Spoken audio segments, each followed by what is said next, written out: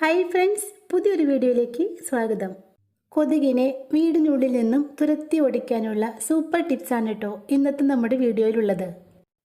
കൊതുകിനെ മാത്രമല്ല എലിയെയും തുരത്തി ഓടിക്കാനുള്ള കിടിലൻ ടിപ്സ് ഞാൻ ഈ വീഡിയോയിൽ പറയുന്നുണ്ട്.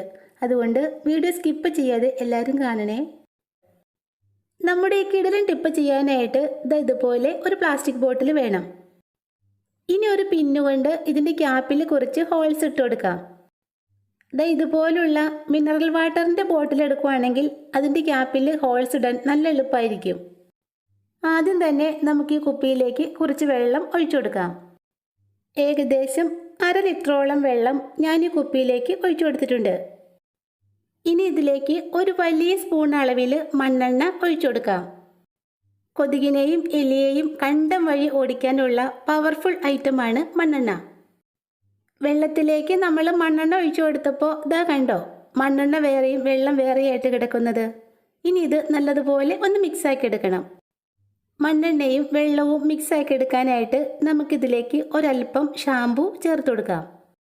ഷാമ്പു തന്നെ വേണോ നിർബന്ധമൊന്നുമില്ല കേട്ടോ. ഒരല്പം സോപ്പ് പൊടി വെള്ളത്തിൽ കലക്കി ഒഴിച്ചു കൊടുത്താലും മതിയാകും. നിങ്ങൾ സോപ്പ് പൊടിയാണ് ചേർക്കുന്നതെങ്കിൽ സോപ്പ് പൊടി വെള്ളത്തിൽ കലക്കി അരിച്ചൊഴിക്കണം. അല്ലെങ്കിൽ നമ്മുടെ ബോട്ടിലിൻ്റെ ക്യാപ്പിലെ ഹോൾസ് എല്ലാം അടഞ്ഞു പോകും. ഏകദേശം 1/2 ടീസ്പൂൺ അളവിലാണ് കേട്ടോ ഷാമ്പു ചേർത്ത് കൊടുക്കുന്നത്. കൊതുകിൻ്റെയും എലിയുടെയും ശല്യം കൂടുതലാണെങ്കിൽ നിങ്ങൾക്ക് ഷാമ്പുവിൻ്റെയും മണ്ണെണ്ണയുടെയും അളവ് കൂട്ടിയെടുക്കാവുന്നതാണ്. ഇനി നമ്മുടെ ബോട്ടിൽ അടച്ചതിന് ശേഷം നല്ലതുപോലെ കുലുക്കി മിക്സാക്കി എടുക്കാം. കണ്ടോ, ഷാമ്പു ചേർത്തപ്പോൾ നമ്മുടെ മണ്ണെണ്ണയും വെള്ളവും നല്ലതുപോലെ മിക്സായി കിട്ടിയിട്ടുണ്ട്.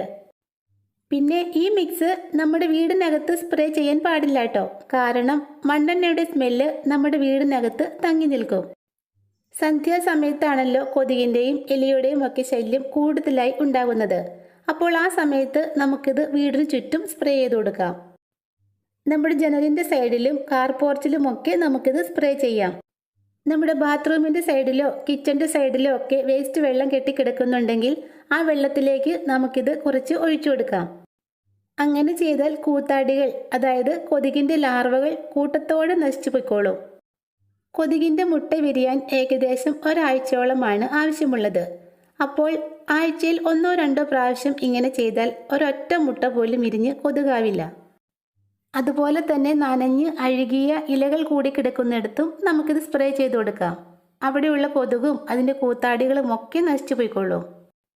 വീടിനടുത്തോ മതിലിനരികിലോ എവിടെയെങ്കിലും എലിപ്പൊത്തുണ്ടെങ്കിൽ ആ എലിപ്പൊത്തിലേക്ക് നമുക്കിത് സ്പ്രേ ചെയ്ത് കൊടുക്കാം. മണ്ണെണ്ണയുടെ സ്മെല്ലുള്ളത് കൊണ്ട് എലി പിന്നെ ആ പൊത്തിലേക്ക് വരില്ല. അതുപോലെ തന്നെ എലിയുടെ മാളത്തിലെ മറ്റൊരു താമസക്കാരനാണ് പാമ്പ്. പാമ്പുകളെ തുരത്തി ഓടിക്കാനും വളരെ വിശേഷപ്പെട്ടതാണ് മണ്ണെണ്ണ. നമ്മുടെ ഈ സ്പ്രേയിൽ മണ്ണെണ്ണയുടെ അളവ് ഒരല്പം കൂട്ടിയെടുത്താൽ എലിയെയും പാമ്പിനെയും നമ്മുടെ പരിസരത്ത് നിന്നും അകറ്റാൻ സാധിക്കും.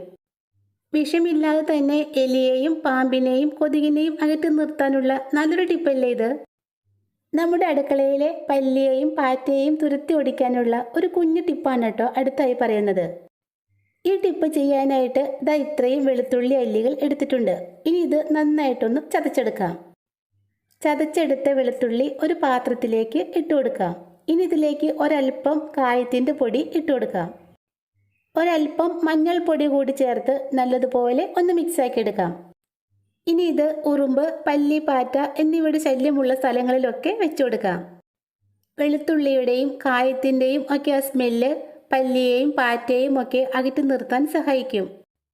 പിന്നെ ഒരു തവണ ഇങ്ങനെ ചെയ്തു വെച്ചാൽ ഒരാഴ്ചത്തേക്ക് പല്ലിയുടെയും പാറ്റയുടെയും ശല്യം നമ്മുടെ കിച്ചണിൽ ഉണ്ടാവില്ല.